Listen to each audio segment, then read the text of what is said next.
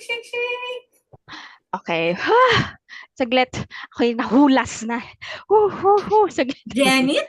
Sobrang Janet. Janet. Yung Janet na naka-red. Yan.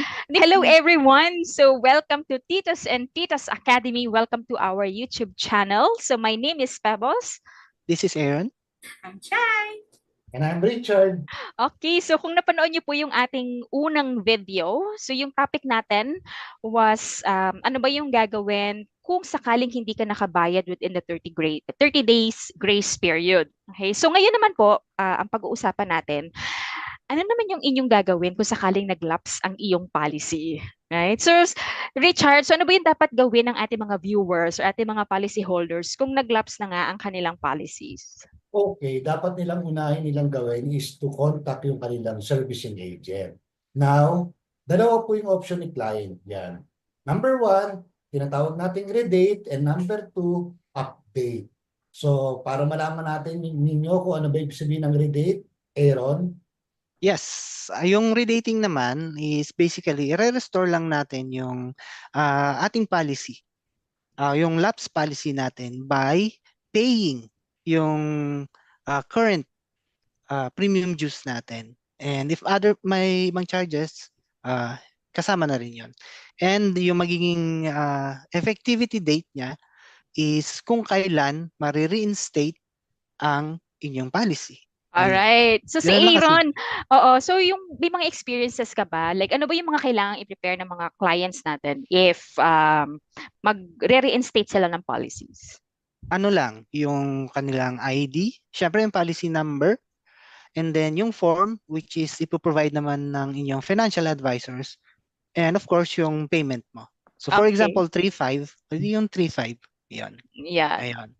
So for updating naman, Miss Chaya, paano nga ba yung updating?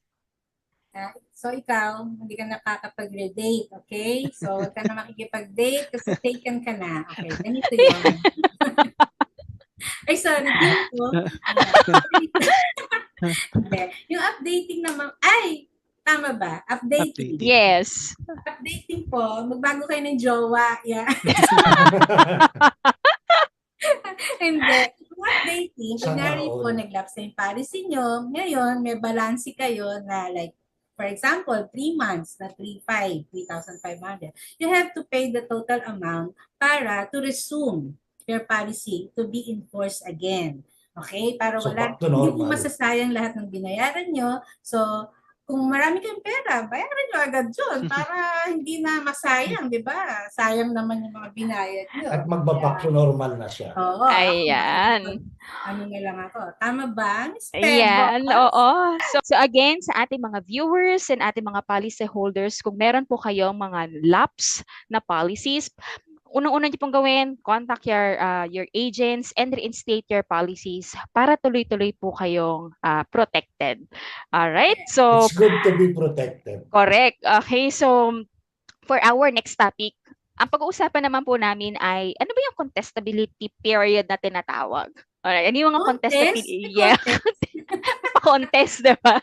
Contest po tayo dito, kaya stay tuned mga ka-academy dyan. Ayan. Okay, so don't forget to subscribe to our YouTube channel. So if meron po kayo mga questions na gusto naming sagutin or meron kayong mga topic na gusto namin pag-usapan, please leave your comments on the comment section below.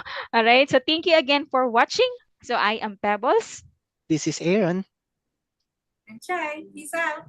And I'm Richard. All right, so thank you. Bye. Bye-bye. Bye. See you on the next video.